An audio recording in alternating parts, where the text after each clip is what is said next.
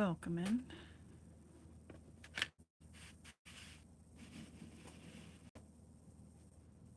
This morning I'm working on a new technique of using granulating watercolors in a single wash to create these full shapes. If you've seen my other videos, you're probably more familiar with the techniques where I add a lot of layers of multimedia and then intentionally overwork them. For this, I'm using a single layer of wash, and the base color is yellow ochre with some burnt sienna and French ultramarine and sepia, all are colors that granulate to some degree, and granulation is a property of the pigments. When they're suspended with quite a bit of water, the pigments will float, and they have a tendency to clump together, and then as the water evaporates, those clumps will precipitate out and create a really wonderful effect that gives the pebbles just a nice texture. So here's an example of some that have dried down, and you can see the variation of those pigments as they intermix, and so that's what we're up to today.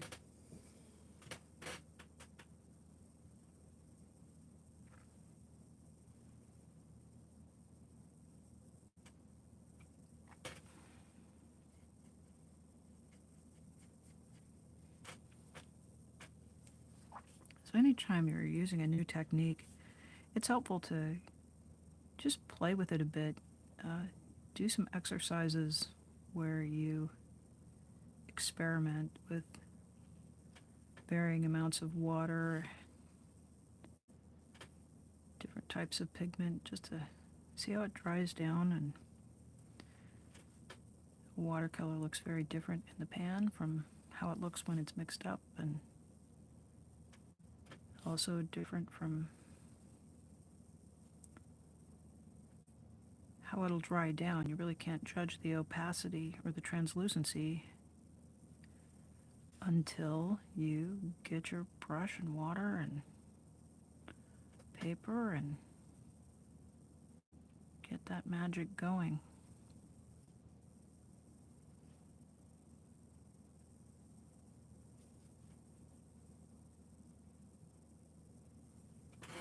Dan K., good morning.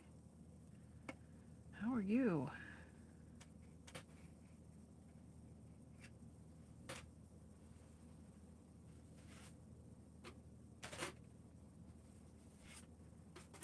I'm up to something different today.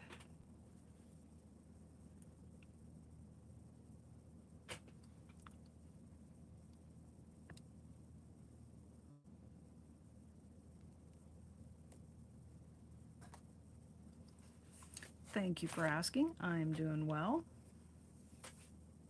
Had a day of rest yesterday and kind of a busy Friday.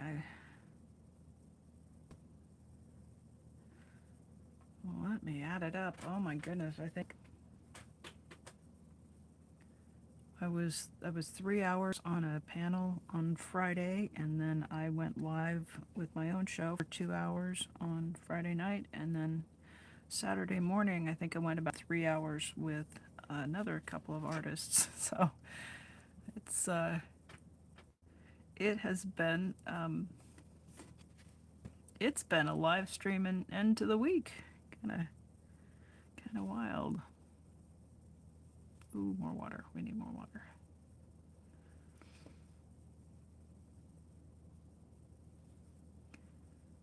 Like I'm still trying to find the balance of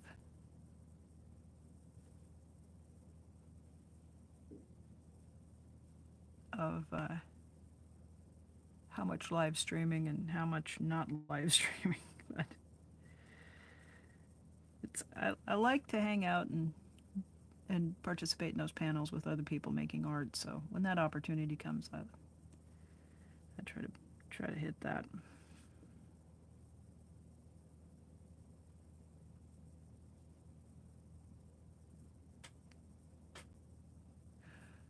Um, yeah, Friday late afternoon into Saturday until about noon. So I'm sure there I'm sure there were a couple of people out there who just went, "Oh my goodness, it's all Janelle all everywhere. Can I?" I'm joking. I'm joking. YouTube's huge. There's just millions of things going on at any given minute. So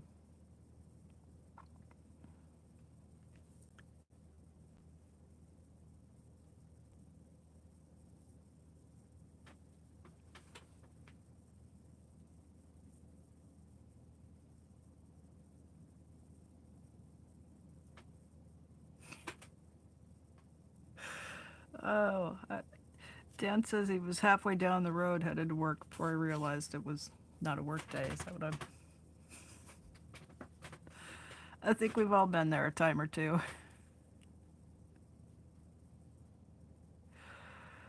Oh, one of my first young adult jobs, I worked for state government, which is just that's really strictly Monday through Friday. And back in the 80s, we we spent. I mean, I had big hair, so I probably spent over half an hour in the morning getting my hair all appropriately fluffy. And I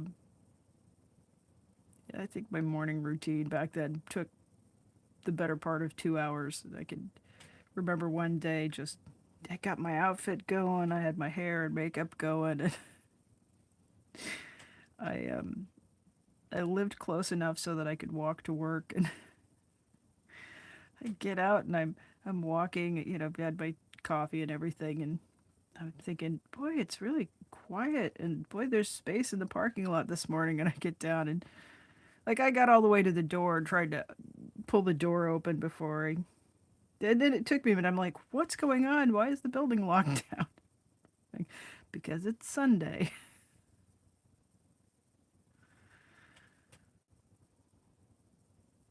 It's just funny how our brains work, isn't it? Hmm.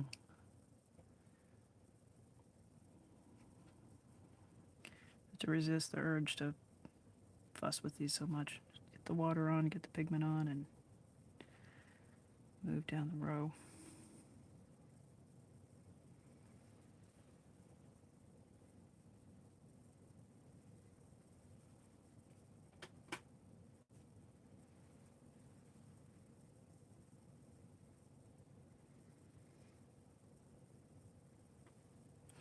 I think a worst of that kind of scheduling dysphoria is uh, showing up for a class in college and realizing that the test was actually the previous day.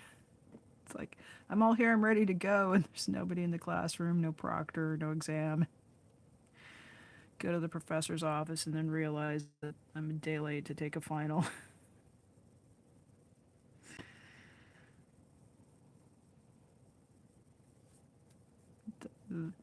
That will put a that'll put a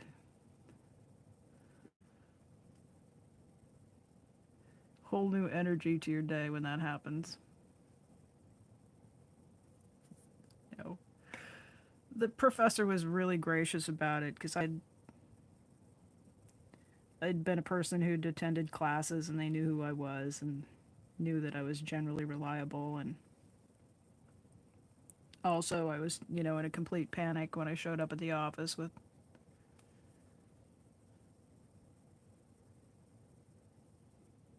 I went to school where they would have the different schedule during finals week. I think that's so odd, So if you might have an 8 o'clock class and the final might be scheduled for 2 o'clock on a different day of the week. It really messes with the student, I think.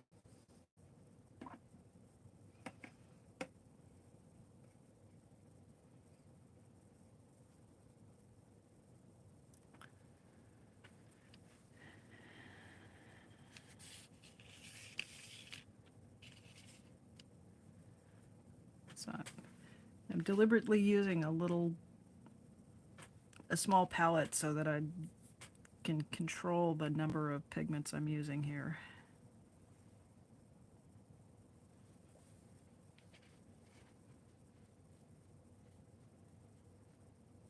I get to painting and then I think, oh, I like that one. I want some of this. I want some of that. And sometimes when we work that way, our finished product is not very cohesive. So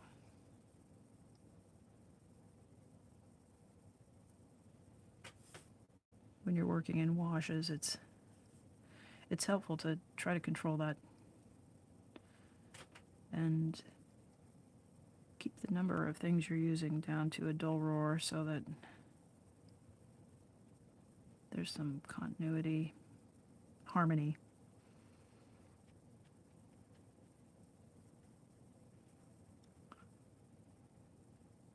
And all of the intermixes I'm using are based with this yellow ochre. So we'll see what we learn.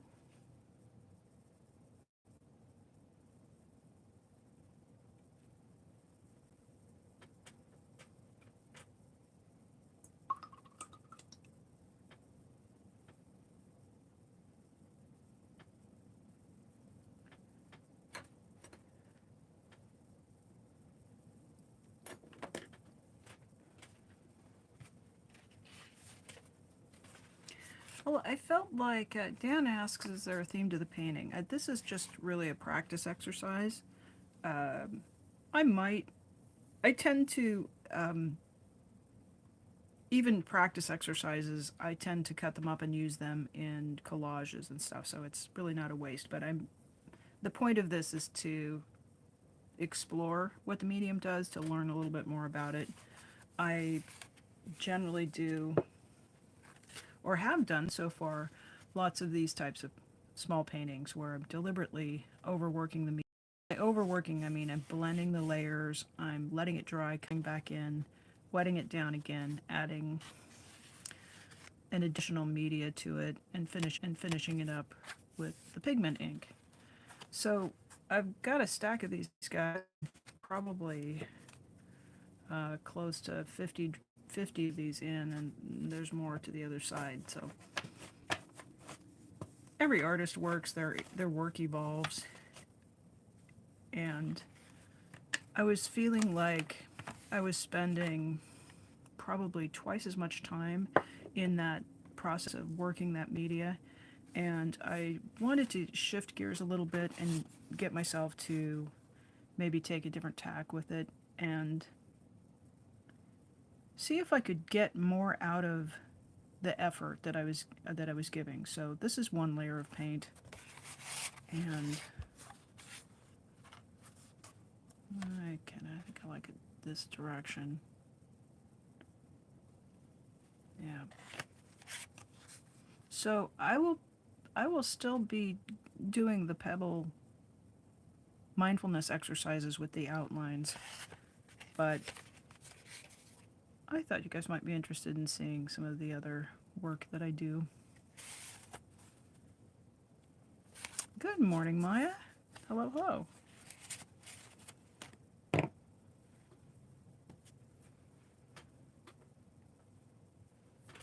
Yeah, I was on a panel with Maya and Brad yesterday, Drop Short Media, and there is a community post that has links to both of those channels and to the live stream. If you want to see how this little painting came into being, it is available. That live stream, we went 4.5 hours, quite long. So the part where I'm painting this runs from about an hour 58 to about 2 hours and 50 minutes. So I know a 4.5 hour watch is a big ask, but we had some lovely conversations, the three of us, and talked about all kinds of got to chatting about autism and its impacts and art and what it adds to our lives and all kinds of good stuff.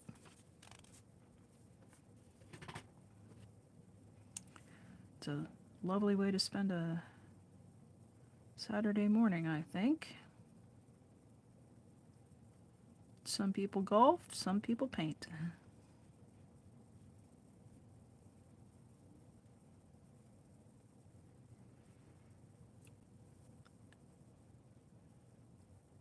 So I think I'm just interested to see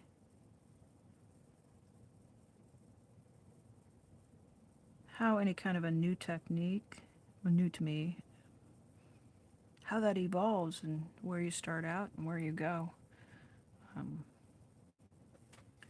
you could see from just this little handful of paintings.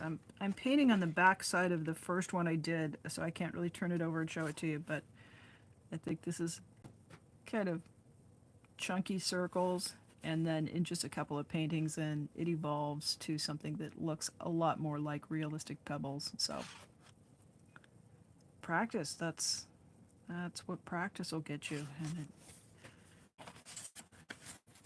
the more you can relax and let yourself just play with your materials, the quicker your skill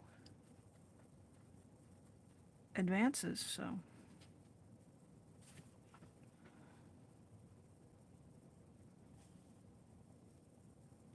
that is not enough pigment.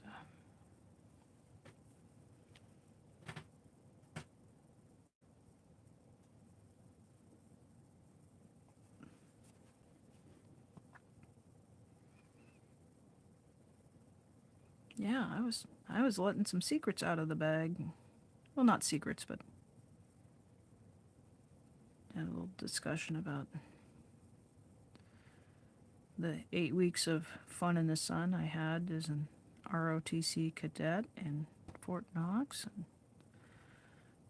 Brad and Maya were talking about their experiences of being in Northern Ireland. Just all kinds of stuff.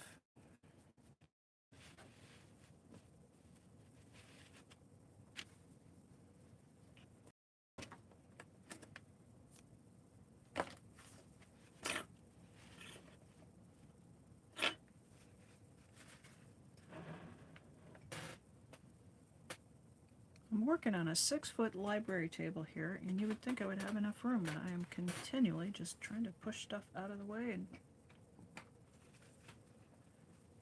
make a little bit more room.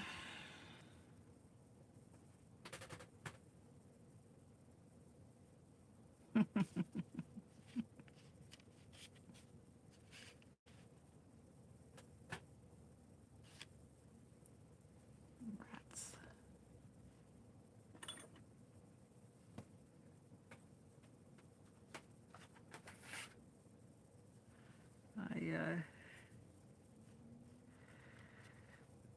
I do have my idiosyncrasies, Maya.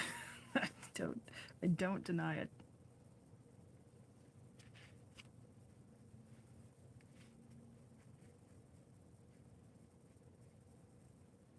Let's put a nice dark moody one down here, shall we?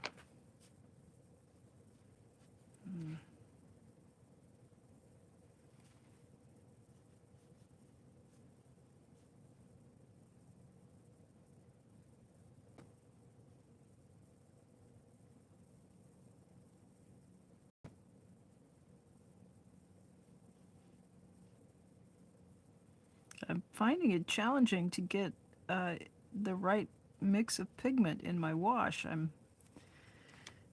The way I have been working with it is to just oversaturate things. So right now I'm trying to find the balance of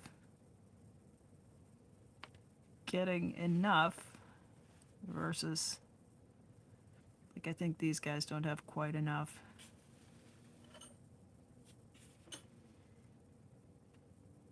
And if you get too much in there, then the end result is kind of chalky. So,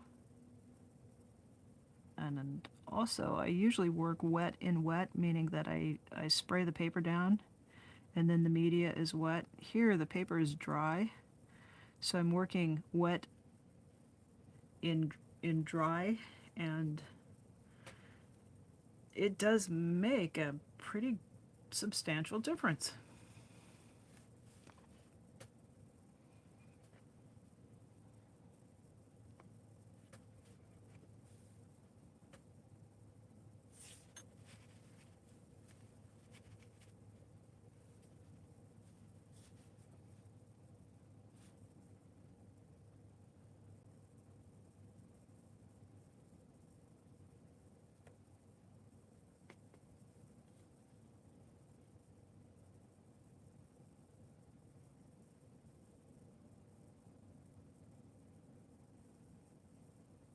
So I'm finding that having the brush fairly wet and setting that outline, the contour, is pretty important. If I don't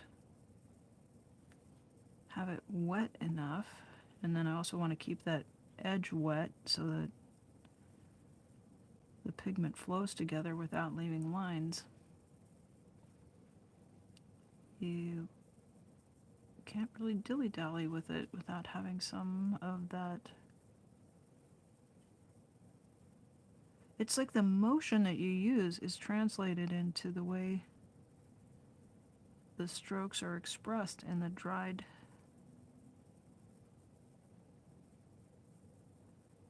paint. It's like my hesitations and the bobbles, they show up, and a deliberate, confident stroke like this one, it shows up.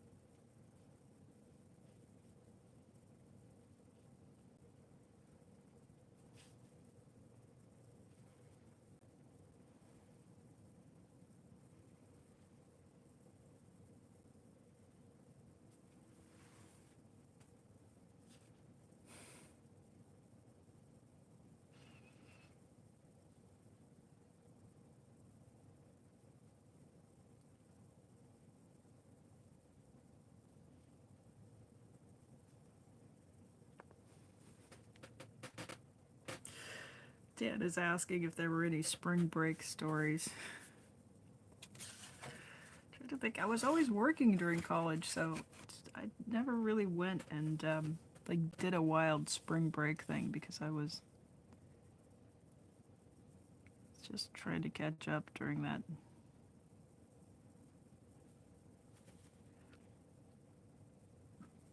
And a good wild spring break, it does require you to have a bit of financial resources, so. Trying to think. There might have been something in there, but nothing really springs to mind right off the top of my head.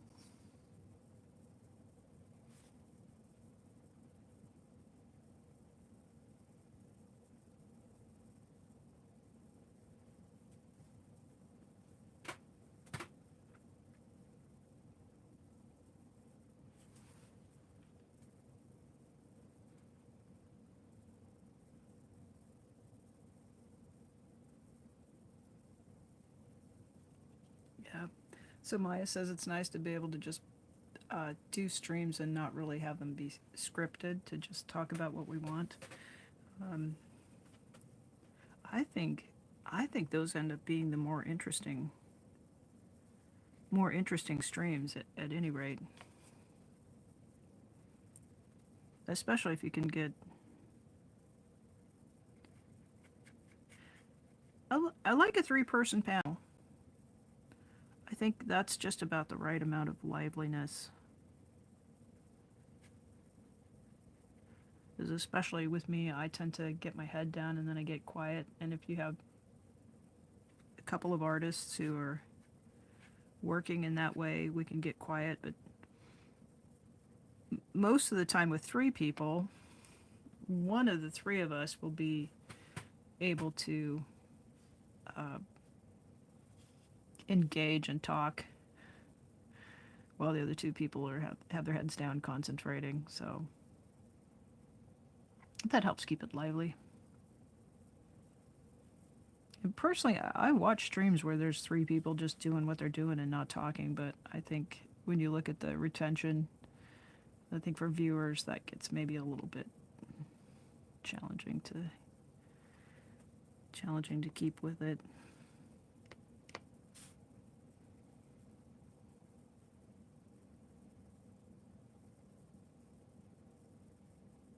So if this goes true to form, what's going to end up happening is the initial pebbles will be fairly simple and plain, and then as I go, my inclination to embellish and add dots and spots. I'm sure by the time we get to, it's going to look like a Dalmatian down here in the corner when I get to the bottom. But every little pebble is teaching me something about how this works, so that's all good.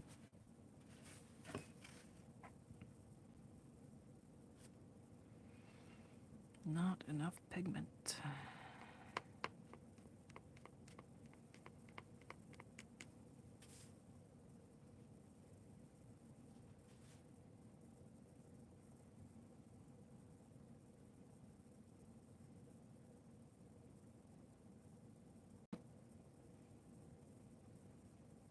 So is it still barbecue weather in your neck of the woods there, Dan? Do you guys have some plans for this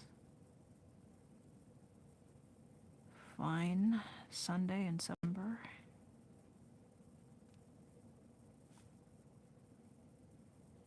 You get a real feeling of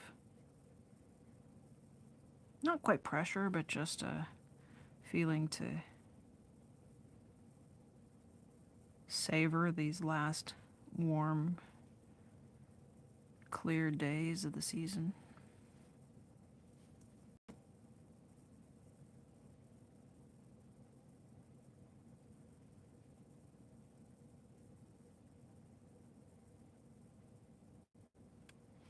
Yeah, I should put a warning on that live stream with Brad and Maya. Towards, I think it was probably in the last hour of it. Somebody came to my door and I said, and I apologize again, Maya, for this, but I said, I don't know who that is. I don't think I'm expecting anybody. And I got up and then I thought I would just be a minute, explaining to some Jehovah's Witness that, because it was Saturday, right? And I thought, well, I'll just be telling him, yeah, thanks, no thanks to your. And would you like to talk about high control religions while you're here? But usually their answer is no, thank you, and they're on their way. And it ended up being a contractor, so I know there was some worry because I was more than just a minute, and I apologize to anybody who was there going, oh my gosh, is everything okay? But we have to remember that usually axe murderers don't knock politely at the front door, so it was actually somebody who, we'll see when the quote comes in, but they were here to give me a quote on a little bit of work I need doing here around the modest homestead I have. So I hope that there wasn't too much of Brad and Maya going, oh my gosh, and that there was a lot of everybody just making their creative art. I don't know what color. I really want to put a green. I'm not going to put a green one there.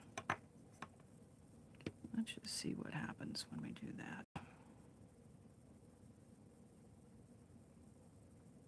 Going with a little Hooker's green light here, and we'll see. No, I better stay with the theme and mix that in with a little bit of the yellow ochre. That'll help it play well with the others.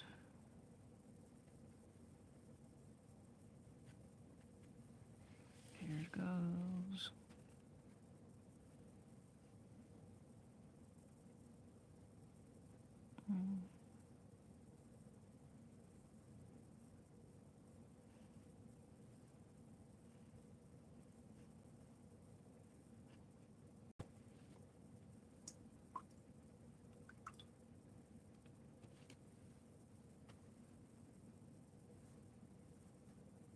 Oh, darn it.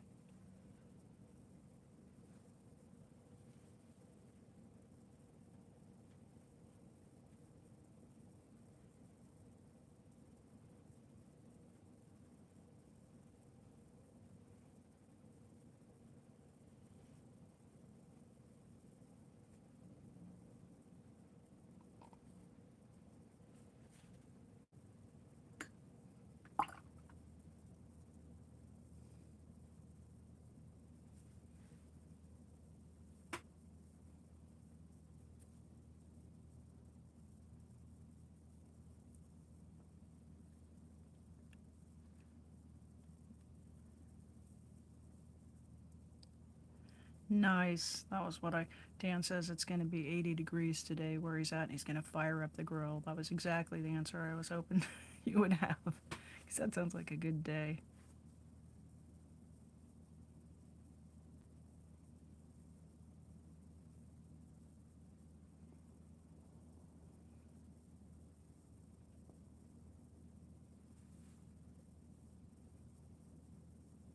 Yes, wavelength is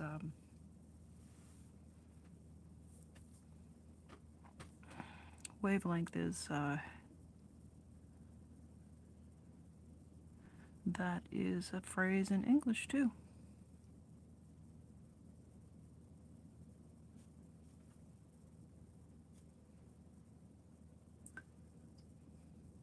Boy, it is hard to leave that alone. I just want to keep working my brush in it, and I've developed a few bad habits as I've been working on that other style, so. Wow, that is, well, it'll probably dry down and be a little bit more dull, but right now that just look like a Christmas green right in the middle of everything here, so. Second guessing. I think, I feel like I'm struggling with that brush. I think I'm gonna switch out and give another one a try.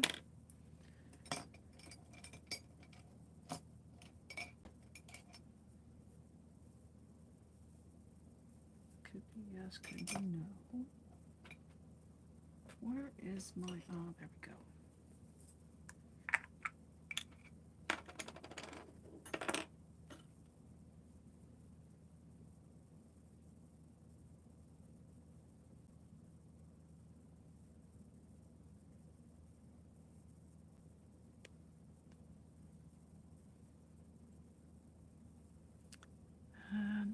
switch over and use some cobalt blue. It is also granulating, and it's a little bit warmer than the ultramarine.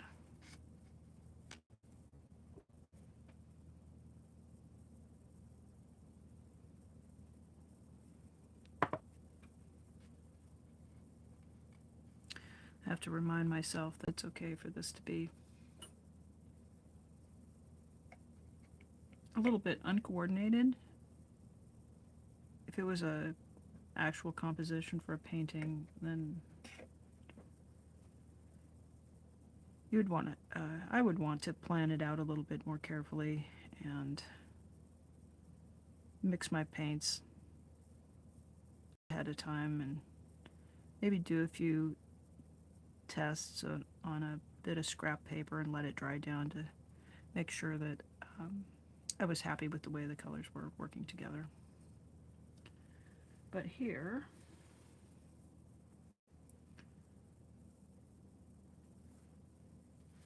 I want to play a little bit more just to see how things work out, and then from here, then I will take the things that look good to my eye and I will reproduce those on in a larger composition.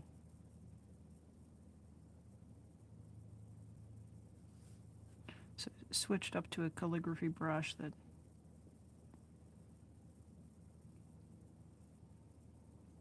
comes to a nice fine point. So maybe those edges will be a little more crisp.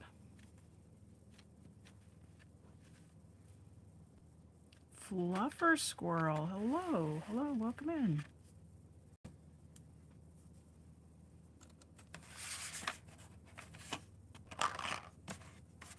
I'm teaching myself how to paint some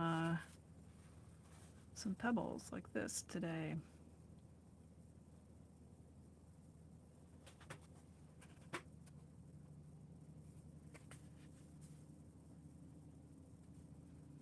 So Dan says he's been in the woodworking shop and he did some test pieces of wood engraving and they turned out wonderful. We were kind of kicking it around in chat, so oh, that's great. Love to hear it. I will sit and listen to people talk about and do both talk about their creative work and watch their creative work. It's a good time.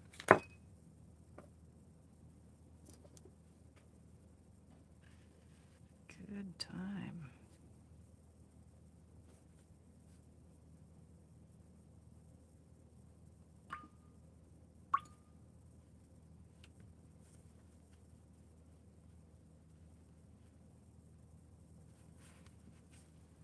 So, what are you up to today, Fluffer? Are you doing a live stream or got anything going?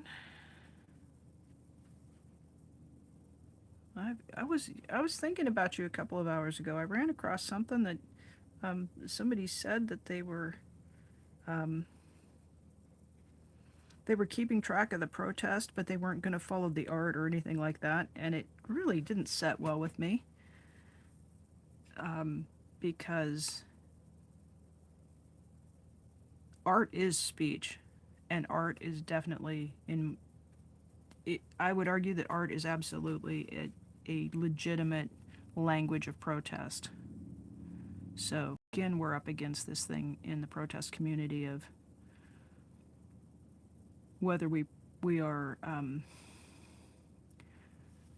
putting a particular form of protest up above other forms of protest. And I read this and I thought, and the person was basically on the position that you had to be standing in the street holding a sign, and and I thought, yeah, don't you see that making those signs, that's a work of communication through art? So I felt really kind of disrespected. Not kind of, I felt pretty I felt definitely disrespected by that point of view, and I was also thinking about um, folk music as a certainly a form of communication. And you want to go tell Pete Seeger that, you know, if he's not standing there yelling at people, that that's not protest. Um,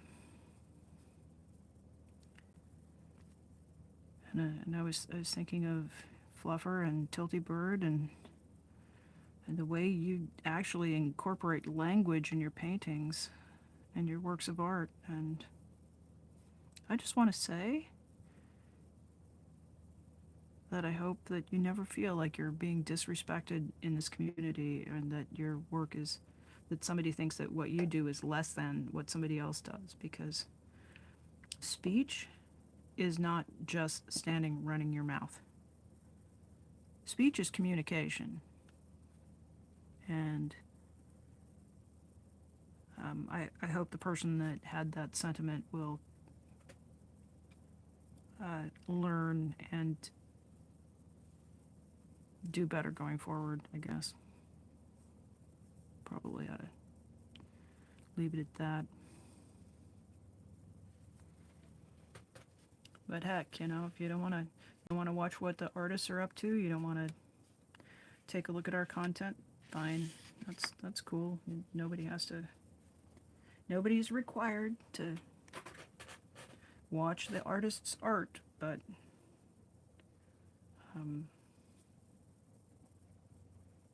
it is absolutely a valid and useful form. And I think also art reaches people that speech, you know, a song can reach people in ways that flapping your jaws about a topic can sometimes really, I mean, you guys are probably feeling it now. Janelle, shut up. Stop flapping your jaws.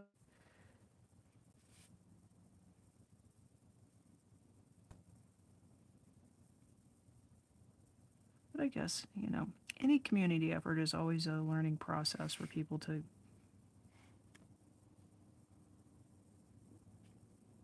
learn about the common ground, right? To discover the common ground between different protest styles and different forms of communication. But at the end of the day, you know, we're all just working to express ourselves in the way we are put together, and we're all human. We're all put together a little bit differently. I'm back here to using my flappy hands to and likewise, the people that are out there who have not yet really heard anything about why we need to watch out and be aware of how cults operate. They literally come knocking on our doors. So that's not Scientology, but some other groups certainly do take their message on the road. So as long as they're going to be out recruiting and trying to suck people into that, where they've taken away their money and their time and their free will, I think we need to still speak out about it. All right, I'm going to lay this one in, and then I'm going to have a look at the chat and see what kind of hell I've just unleashed with my rant.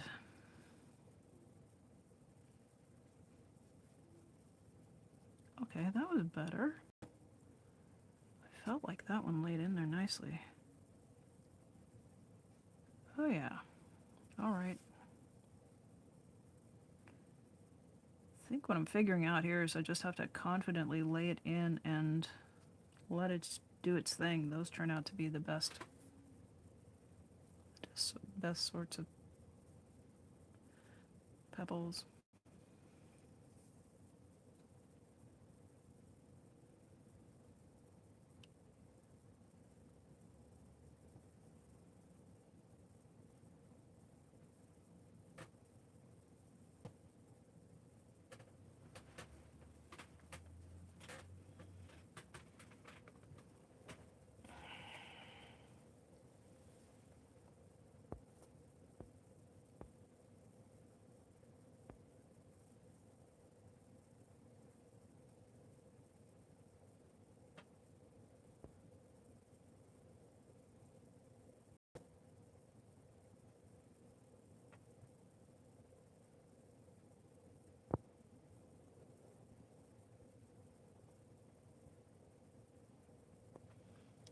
Fluffer, that's a great perspective on that. I will try to do that more. I think just it when stuff comes out of left field, like I just didn't expect that in the midst of everything else they had going on. It was just sort of an offhand bit of a hit, and um,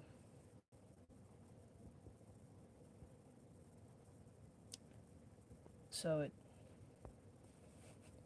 I really shouldn't get myself worked up and then live stream because then I tend to be a little bit ranty.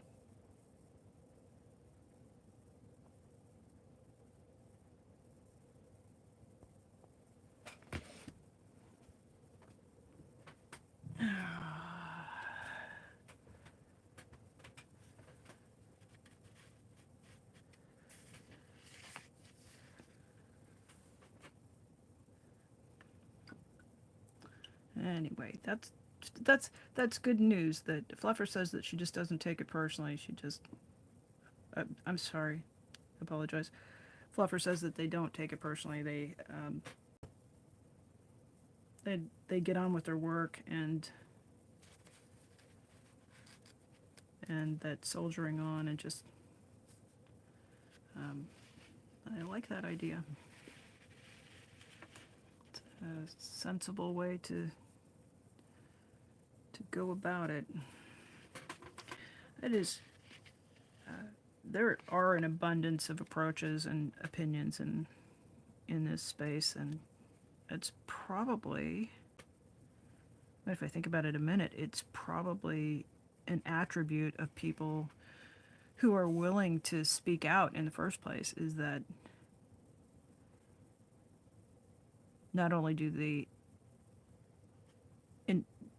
people who are protesting, one, you've got to see differences, but two, in order to protest, you have to be the sort of person who is willing to open your mouth and just express the criticism, express the opinion, and that's a personality type that isn't just going to stay meekly quiet and just go along, get along to go along. Is that what the phrase is? So when you have a group of people who are willing to go, hey, that's not right, that needs to change, it stands to reason that those strong personalities are going to have different approaches, and that people who are willing to speak up are going to be willing to speak up even within the group. So it's probably pretty natural that we do have some differences in our approaches, and that we say, hey, that's not how I do it. It's a little bit of a tougher, more challenging thing to. It's for someone who's got that personality. Sometimes it can be a challenge. I'll speak for myself. It can be a challenge to slow down and check in with everybody and see what they think the best approach is. Because my brain is just working, going, well, I've got an idea about how we could get this done, and excuse me. And it's just a different skill from someone who's comes in the door and says, all right, we have this challenge. What are your ideas for how to address it? I'm going to have to think long and hard before I can walk in the door and be that person. I have to do it with a lot of deliberation. But there are other people who can just, that's what they bring to the room, so.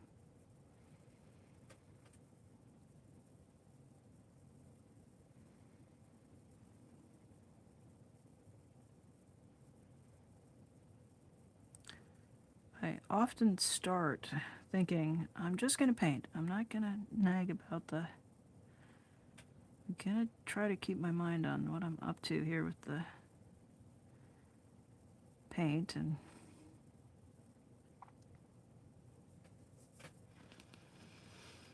sometimes I can accomplish it.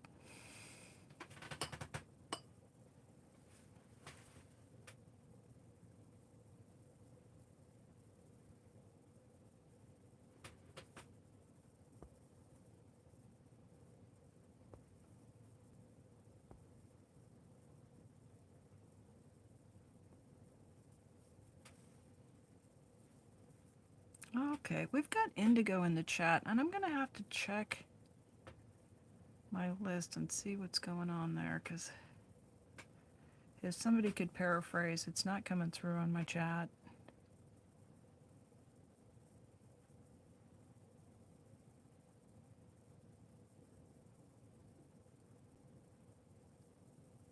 Fluffer, I didn't know that. That's pretty cool.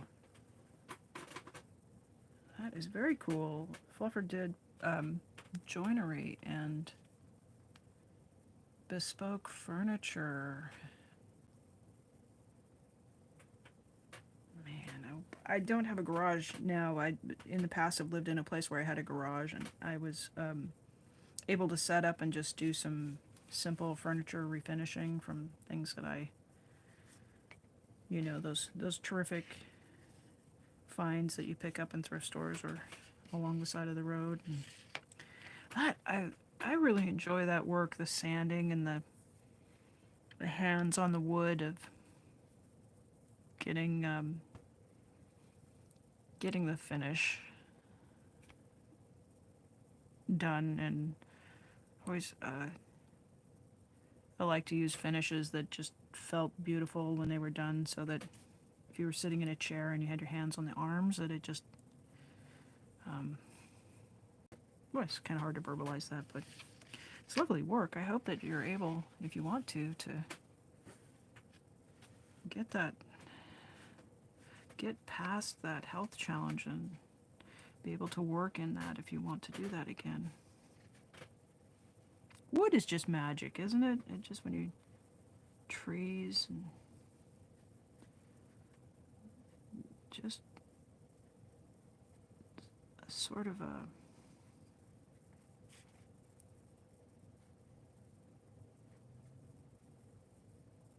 quality to it that's just not replicated in any other material.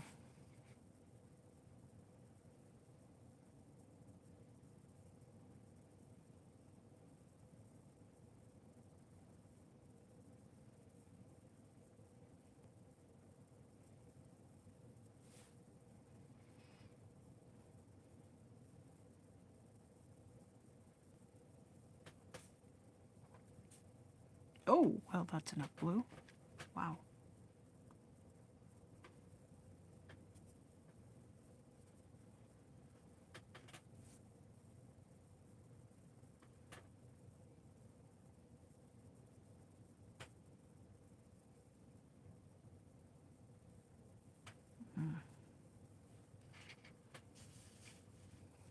Isn't the trigeminal nerve one that kind of runs across the top of the head and down across the cheek? And we can get a sort of an inflammation or a dysfunction in the way the nerve is firing, and it can just send these flashes of pain down the nerve tract. So it's one that comes out from the spinal root, and it comes up over the head, and it branches into three. And it's right on the face, so it's really hard to ignore.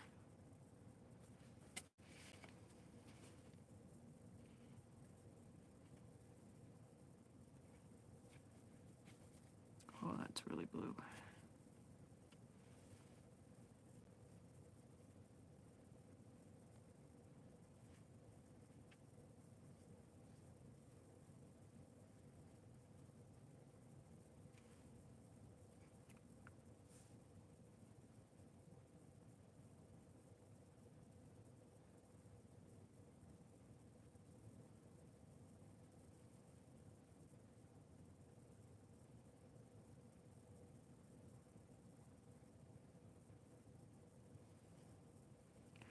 I think I'm getting a little more proficient at the outlines with this brush.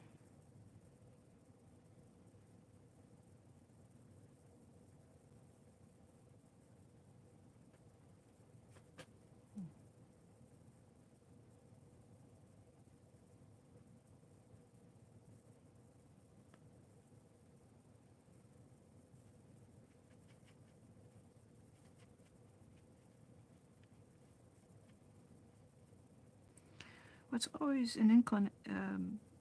it's an invitation to get all the paints out. When you open the paint box and you see all these lovely colors and these different tubes of paint, but with just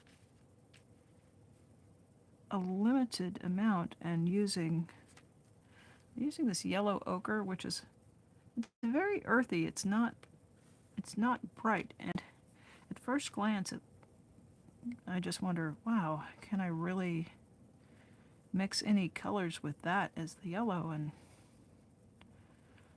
I'm always surprised, and I shouldn't be, because watercolors have developed over centuries, and other paint manufacturers and artists they've experimented with any pigment they could get their hand on to find one that worked beautifully in paint. So most anything that makes it to production is going to have properties where it will mix and intermix with other colors and just make these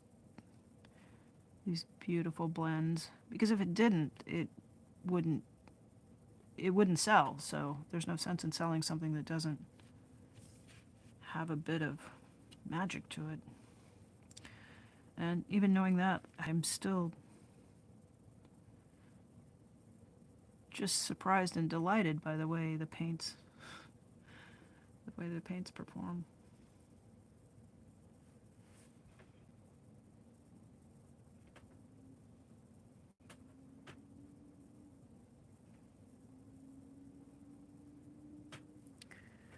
Okay, if you guys could just do me a favor, if you actually have any questions that are for me. I love that you're chatting. Carry on, chatting with each other.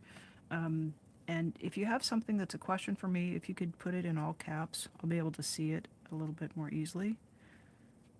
If there's anything I can answer, or if you'd like me to give it a rest, just yell at me. I've got the phone sideways, so I'm not only is the font super tiny, it's also perpendicular to my line of sight. So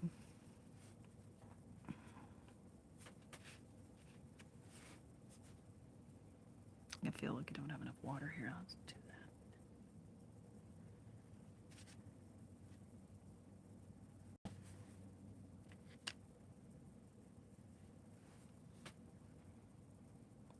So one of the fun things about these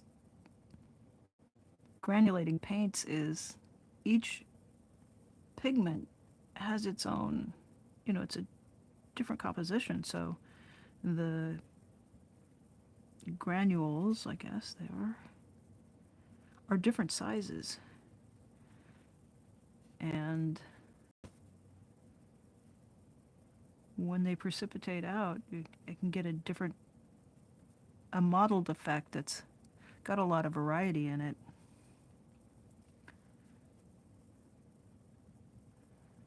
Because each pigment behaves a little bit differently from the others.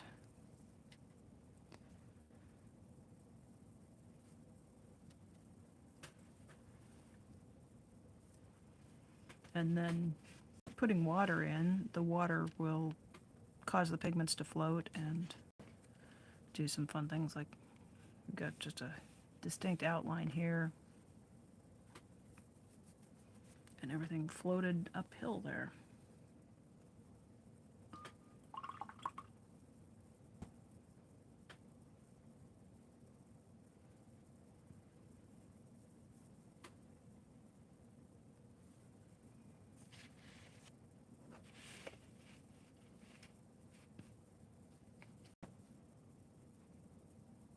Ooh, wow. Got a lot of pigment in that one.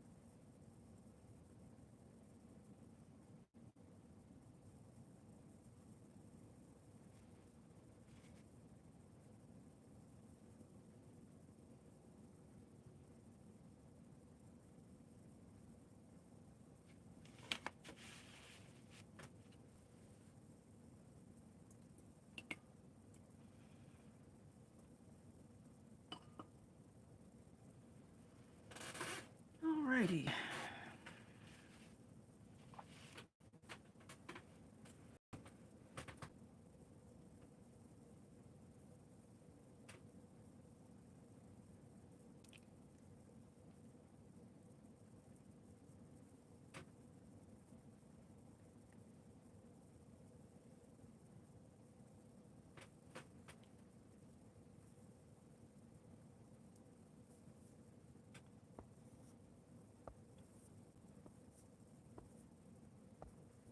Alrighty, scrolling up, I don't see anything in all caps, so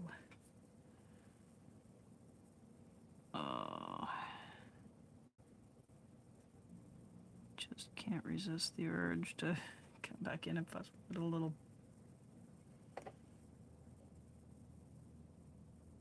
Next time I do one of these, I'll try to start in the middle, and then I can work out to both sides with some of the area dried down.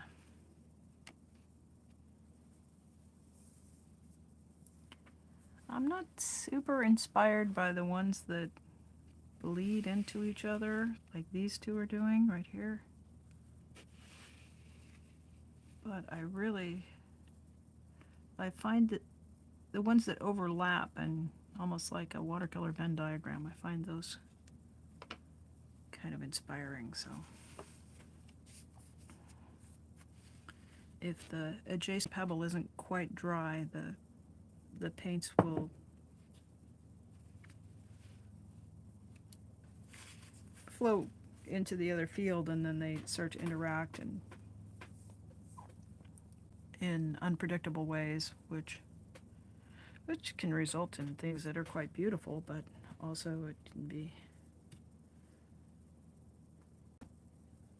it's unexpected, and then you have to figure out how to react to it, and I find that challenging sometimes. I'll just put it that way.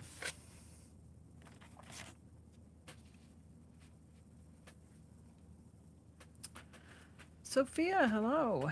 Good to see you. I think we'll head for we're at about coming up on 10 after the hour, so I'll probably be going for another 20 minutes or so, just to give you guys a heads up. And let me know in the chat if anybody's really itching for a pebble outline, because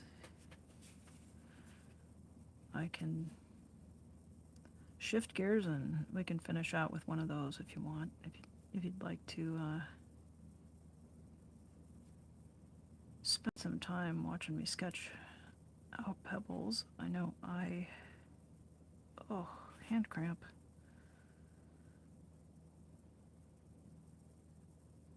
I find them relaxing, and I know that's kind of been my usual content, so.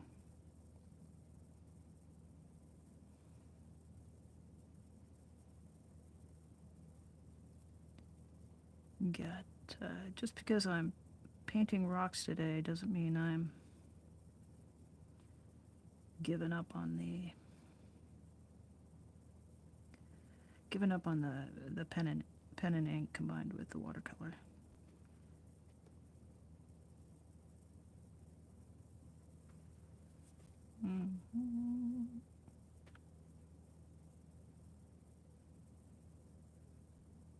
All right, Dan says it's all, yeah, it is. Dan says that's always a relaxing time, and yes, that is indeed the point of that outlining exercise. Ooh. When I touched in with that yellow ochre, it just exploded. I really like that effect.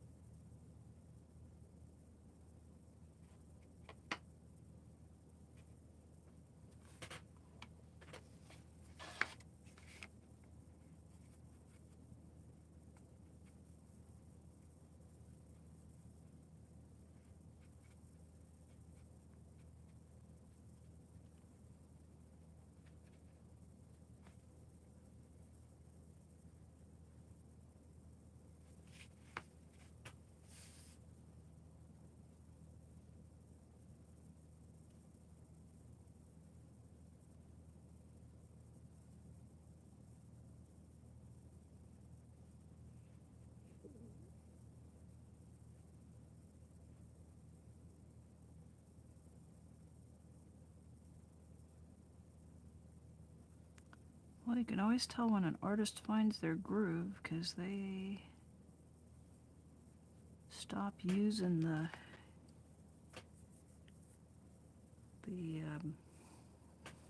the side of their brain that organizes speech. They get quiet and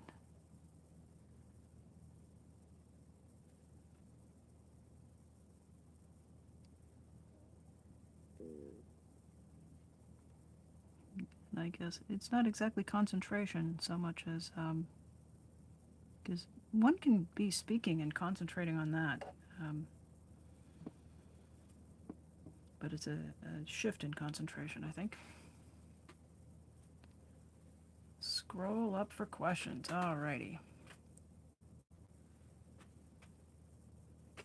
I'm going to get us a little bit of a pattern here so I can read the chat, and I will turn this around. Okay, we've got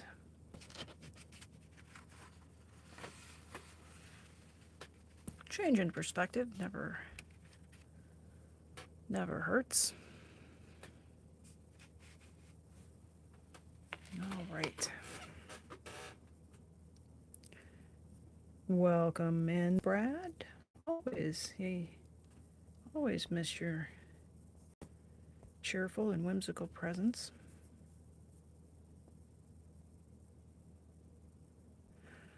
Dan asks, out of all the paints I use, do I have a favorite?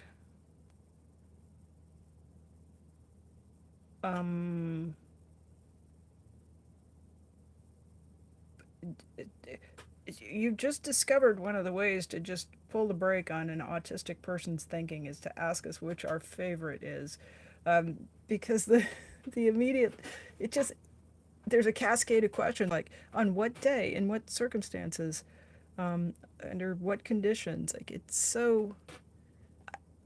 I like bright colors, but I also love the subtleties of the earth colors. I couldn't pick a favorite out of everything that's on the page. I love working with color, and there are some artists who work in a monochromatic palette of just ink wash that's basically shades of gray, black, white shades of gray, and you know that's their language.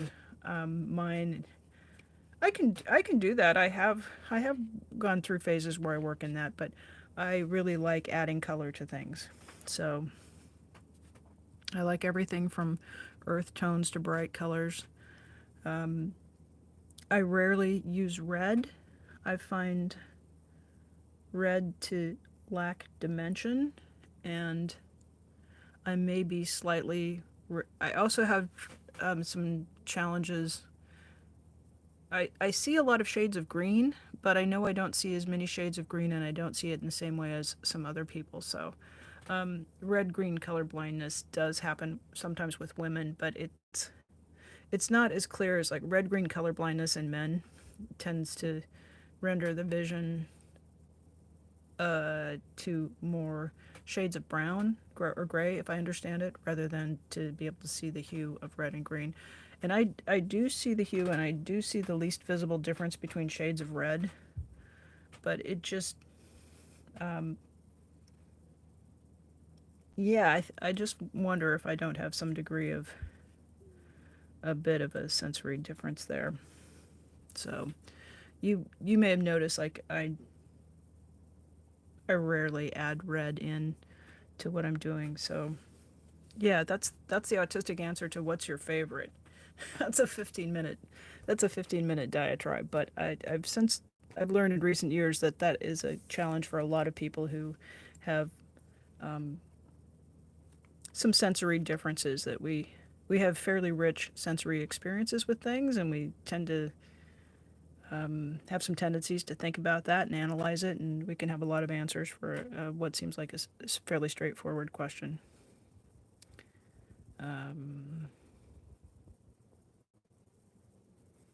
Pebble drawing. Alrighty. Was there another question?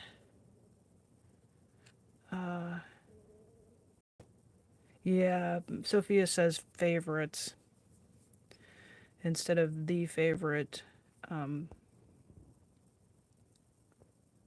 But like in general, the colors that make me there's some colors that I'm always happy to see, like a sea glass teal green. That's a beautiful color. Anything that's turquoise, and like if pressed into, tell tell us tell us your favorite color or forfeit your life, I would probably answer turquoise. And in It's a bit of a tricky answer because turquoise can just run everywhere from this very blue green up to the sky blue turquoise. Like it's such a range, so it feels like that's a pretty good answer.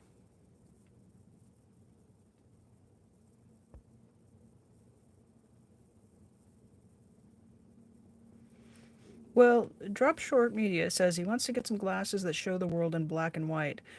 If you get red lenses, that'll come pretty close to it. And when you first put them on, you'll have the impression that everything is red, but very shortly you are able to kind of ignore the red, cognitively ignore the red, and that'll allow you to see things in terms of value when you can take the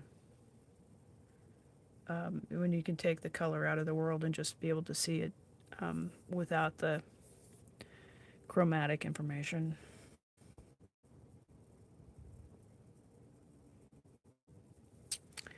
If Indigo had a question, if Maya, if you could restate that, because I'm having trouble seeing Indigo in the chat.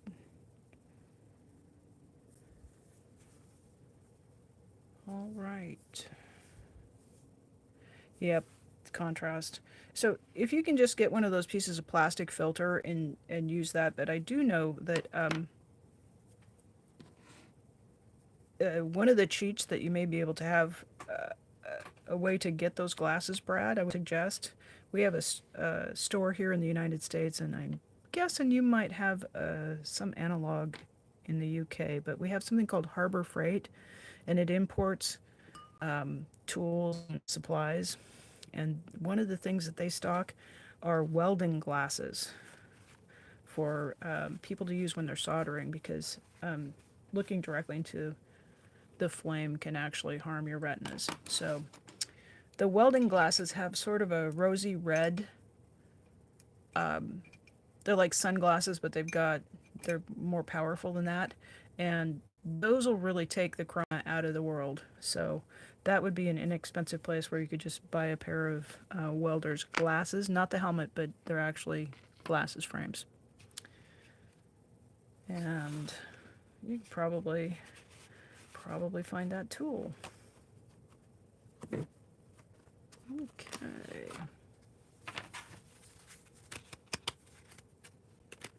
Now our trick, because I just really plowed through the background, so I'm gonna put my hands on a background and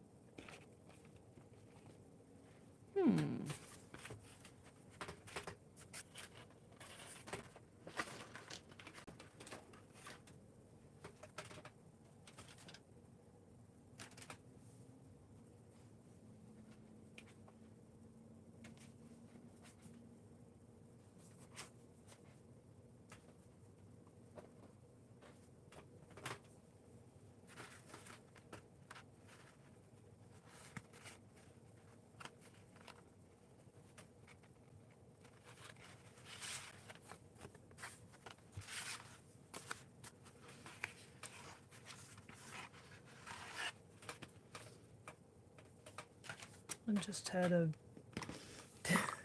just realized we were getting really low on the background, so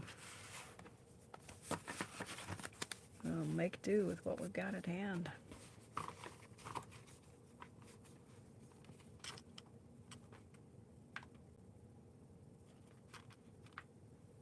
I do. I yes, I do lots of other things, but I kind of go through phases.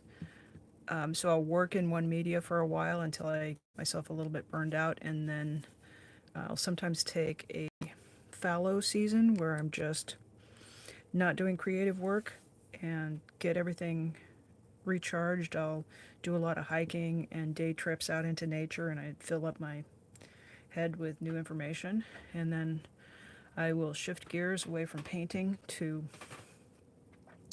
knitting, spinning, sewing, garments, bags, quilting, anything that I make with a sewing machine. I'll go through a phase of doing that. I like to work both in two-dimensional visual art and also in things that are three-dimensional. Probably if I'd started younger with sculpting, that's where I would have ended up, because I really do like working with media that are three-dimensional. I don't have my ring on, but I do some silversmithing. I do some jewelry making, mostly bead stringing, and working with a lot of pearls and semi-wire wrapping or any of that more craft-ended stuff, but a lot of necklaces, bracelets, um,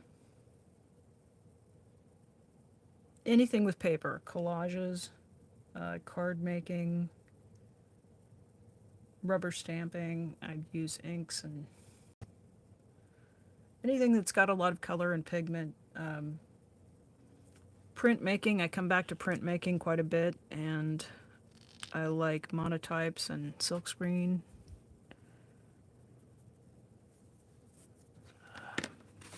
I've done some other forms of printmaking, block printing, where I carve the blocks, and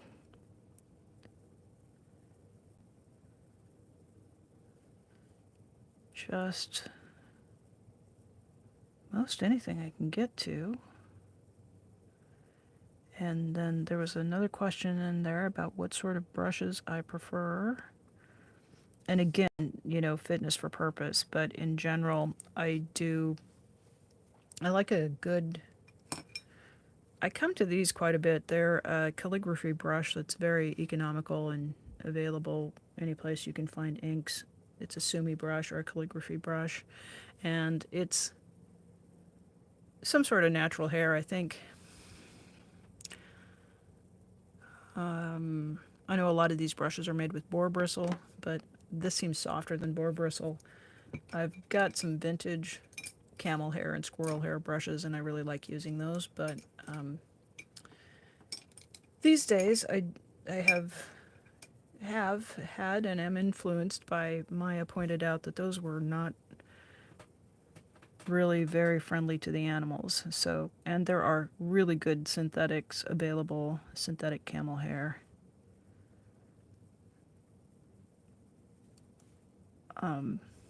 I find the synthetic brushes have a nice spring back to them.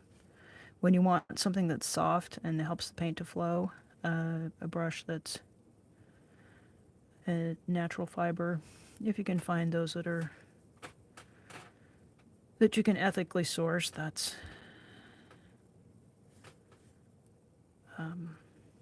we really shouldn't be raising animals so that we can pluck their hair and make paintbrushes out of them, I don't think. But I don't really have a particular brand. I have some brushes that probably cost just a few dollars for a set of multiples, and I like those and I'll use them regularly. And I have some other ones that are, this sucker is a 7 washes, but I actually like a big moppy, like one of these big moppy brushes. And yeah, this is pro art. This thing probably costs less than $10, and that's actually not my favorite one. I have one that's natural fiber, and the bristles are a little bit longer, so it really bends over and just flows the wash onto the paper. quality of brush stroke that you like, that's a good brush for you. If you are struggling, sometimes you're struggling because the tools are not the best tools for you. So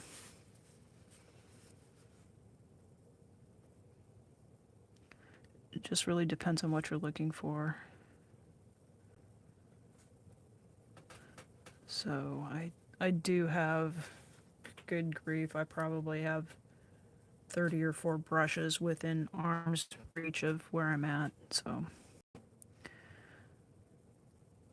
but my favorite brush is probably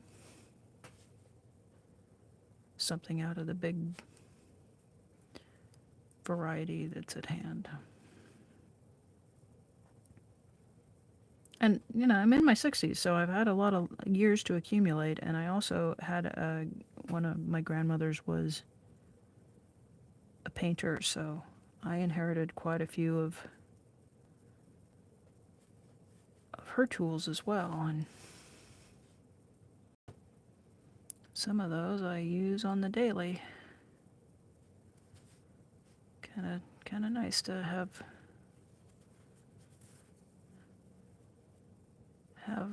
her tools there. And she was kind of a pickle when when I was a kid. She used to make me call her Mrs. And not Mrs. By the first name, but by the formal last name, which was my father's name, which is not gonna shout that out on the internet. But then my cousins came along, and my aunt was just not having this calling grandma Mrs. So and so. So all of my cousins just called her by a pet name for grandmothers. But I could just remember her face when I would try to call her grandmother when I was a kid. And I like to think that if I had been older when she passed, that we would have maybe spent some time quietly in the studio. And I think she just wasn't built for little kids in her studio.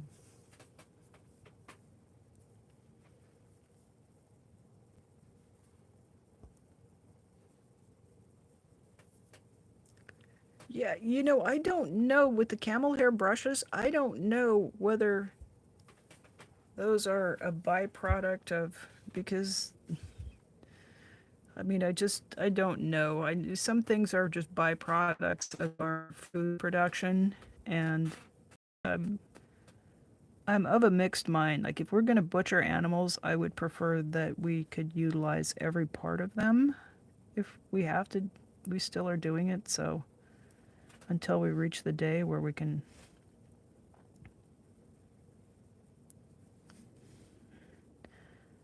all live off of a plant-based diet. And,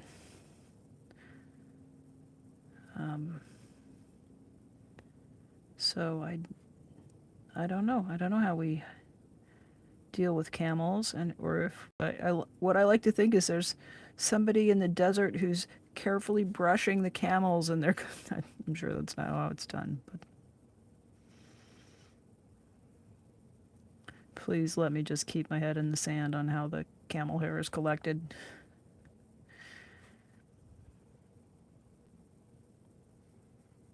But when I buy new brushes, I do look for ones that are synthetic fiber, because that, for one thing, that's like, it's a new tool that behaves differently. So I'm interested to learn, how is this going to behave with the paint? Is this going to give me a new tool for making a new line with a different shape? And so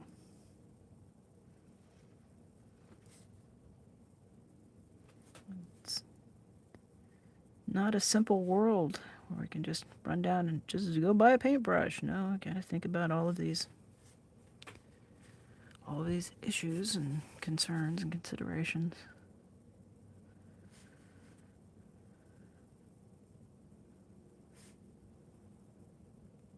I guess that's just adulting, right? That's just, we always want to, or at least I always want to increase my compassion, become a person who lives with more loving kindness, as the Buddhists put it.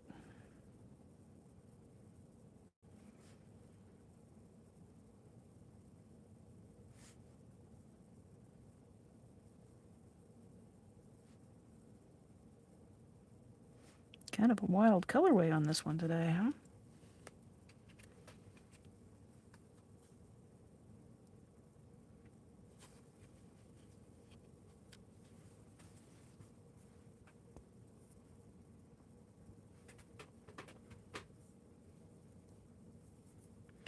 Hi, Chocolate Quilts. Good to see you. Good morning, good morning.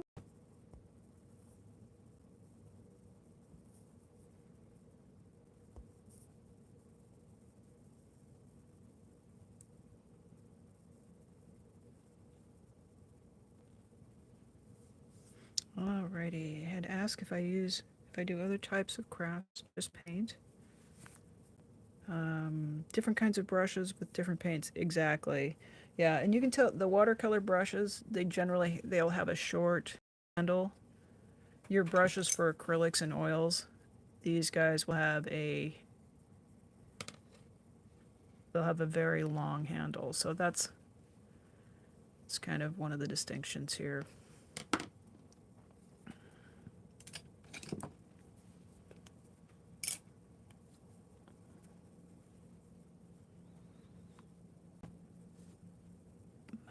I've got I even have those kind of inexpensive brushes that you can find in places like Harbor Freight.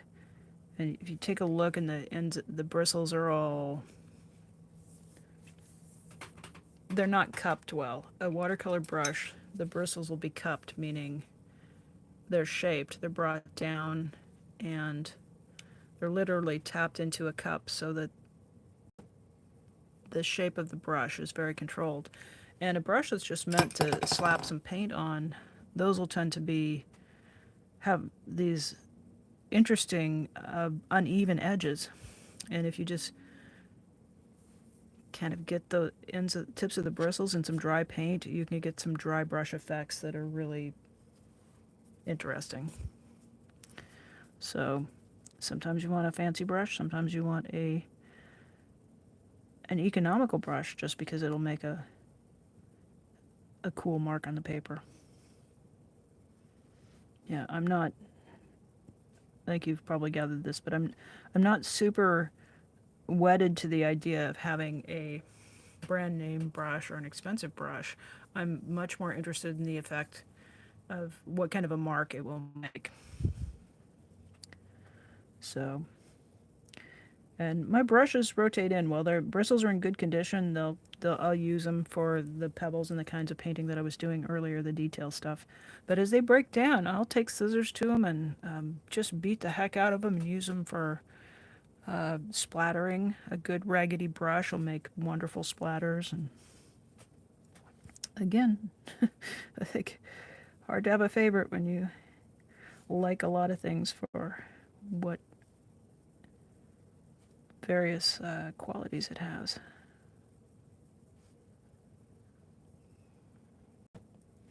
And in talking to artists, I, I feel like artists do have this capacity to look at things and see something else, or see an additional use or a different quality.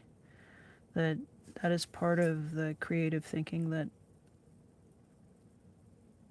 people who are artistic, they can cultivate those qualities.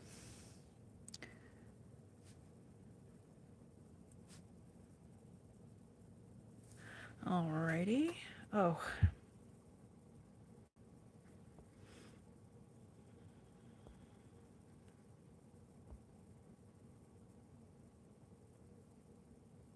Just taking a look at the chat here, see if I... Oh, the dagger brush, meaning these bad boys. I almost broke this out for the pebbles, but they're fantastic for doing a tapered line and then like a leaf. And I really like those when I'm painting flowers and leaves. but I'm no master of that, but they certainly make a wonderful mark. And Brad is telling us that he did not hit a camel. Okay, that's good. You would have. If you'd hit the camel, you would have been obligated to hop out and then harvest all of its hair and make brushes. It would have just kept you in the desert for weeks.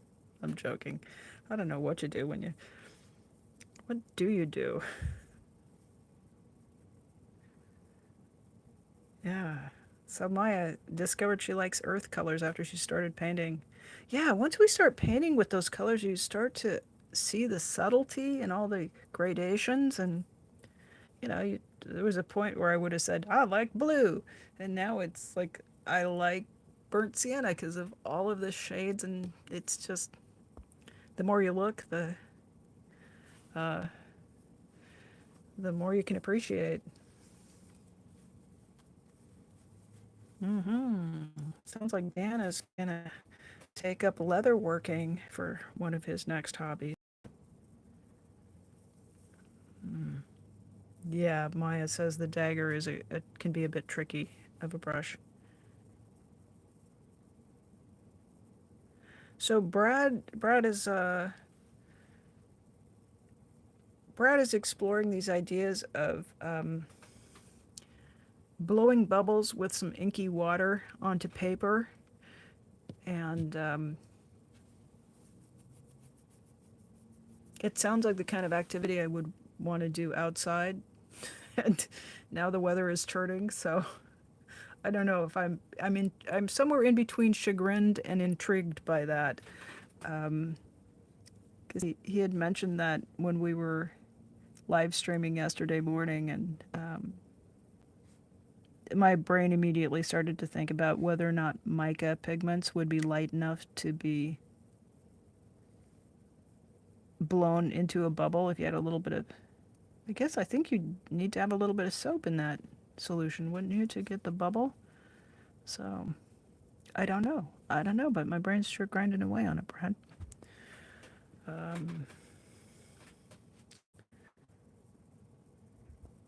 Sophia is talking about an oak tree with the glowing red leaves they dropped. Oh my gosh, yeah. An oak, those oaky colors, that yellow, red, I love those too.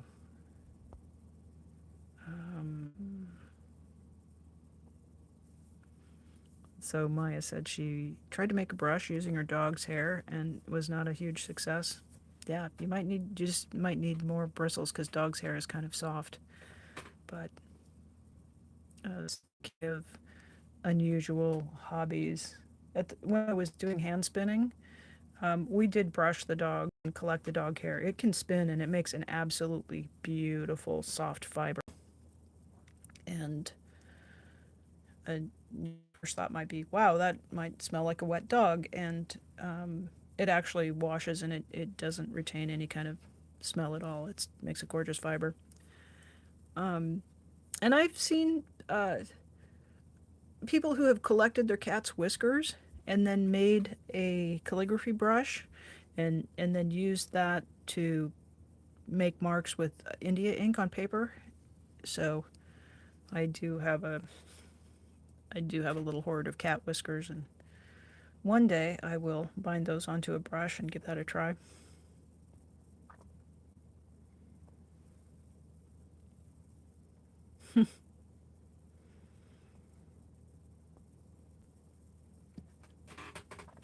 Yeah, somebody says they do look like Easter eggs. I was thinking that just even about the big pebbles I was painting. They do.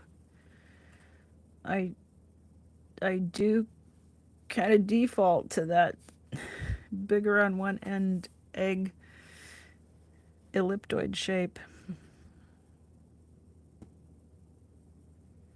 Although I can't say I ever,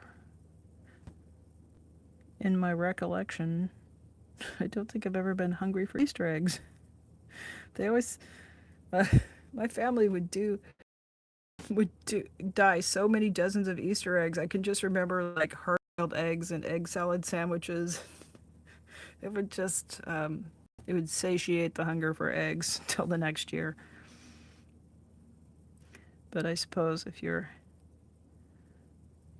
if you're only just doing 1 dozen of hard-boiled eggs for the whole crowd, then that might not be enough. But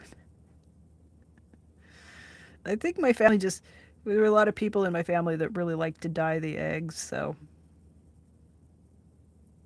the end result is a refrigerator full of hard-boiled eggs. Oh, good, deviled eggs again. Oh, what are we having for lunch? Egg salad sandwich.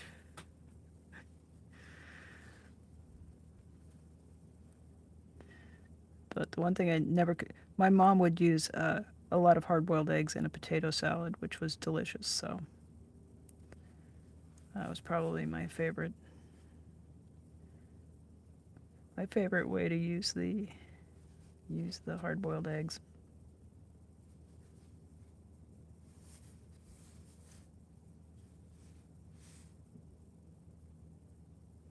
Is she going to do it? One giant rock, finally? A big rock in the middle of all of these tiny pebbles? Would you look at that?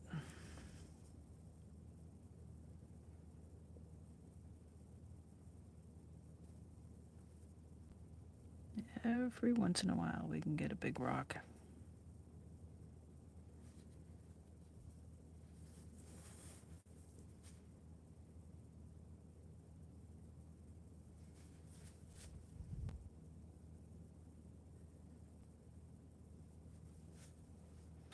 Alrighty, guys.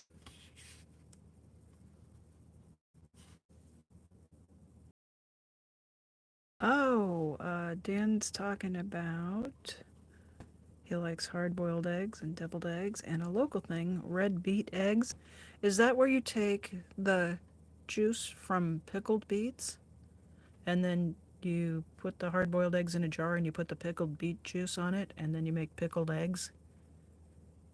Those are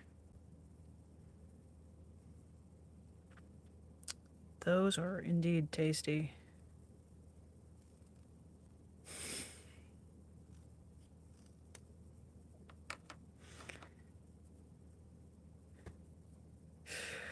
Oh. So Brad, you don't own a cat, do you?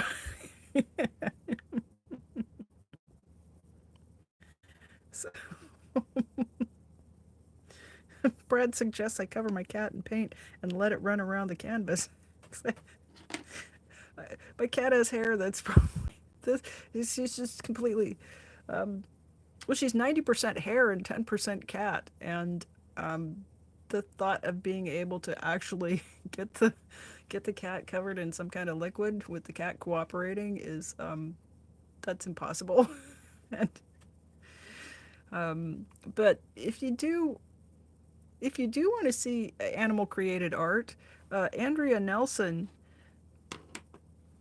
did a little video the other day where she went down to the local aquarium where they're working on conserving species of turtles, and they had non-toxic paint that they put on the turtle feet and then let the turtles loose to crawl across the canvas, and they'll use those to auction items for a fundraiser for the aquarium. And if you really want to see a critter make some sort of art, check that out. One of my kind of things I've loved for years are the elephants that paint. Yeah.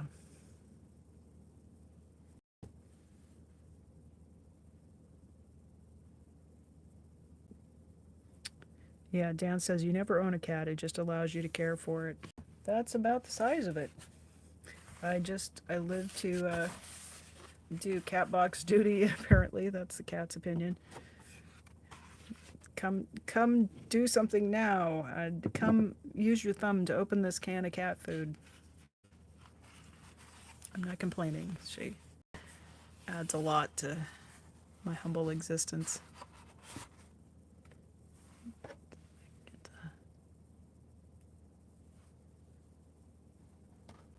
Yeah, those really have some interesting effects as they dry down, so. Probably not something that is worthy of putting in a frame or sticking on the refrigerator, but I learned a lot. I had some fun.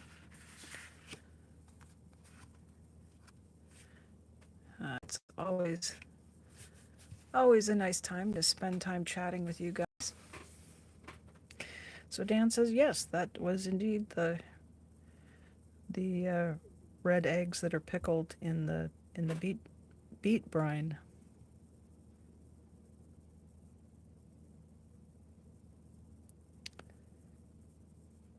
And Dan and Sophia are talking about keeping chickens and having fresh eggs. Lovely. I found, for me, the convenient thing is just to make a friend with a chicken coop. Because I have a way of saying, I've got a lot of eggs. Hey, don't you need some eggs? Come get some farm fresh eggs. Hey. Yes, I will, and thank you very much. And here's a few bucks for some chicken feed. Fresh eggs and no cleaning the chicken coop. My grandparents had a farm, so you can remember being under 10 and dealing with the chickens. I think there's a lot of glamour around having chickens until you've spent the hours that you have to spend taking care of some of the other chicken, the other produce that chicken make, which is it's good if you've got a garden. It's useful, but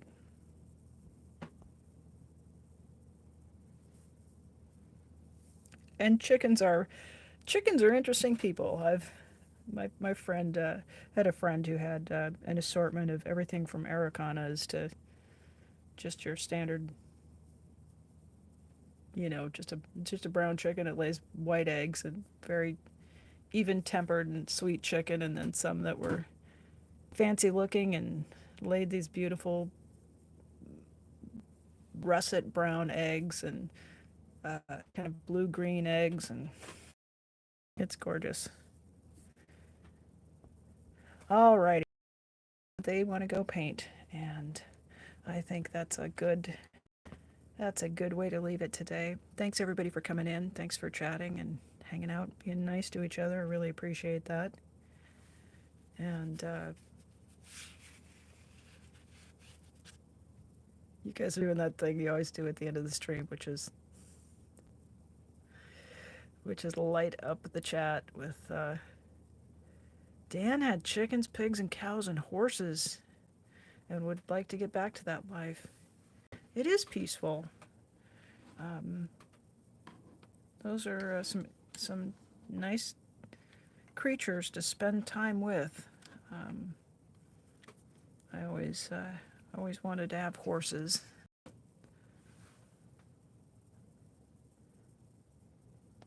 They're kind of a big expense where I live. You can't really keep a horse with kind of you got to have a lot of money to keep a horse out where I live now these days. So, alrighty, I'm gonna wrap it up here. Again, thanks everybody for coming in. Go make some art today. It's the weekend. Go express yourself and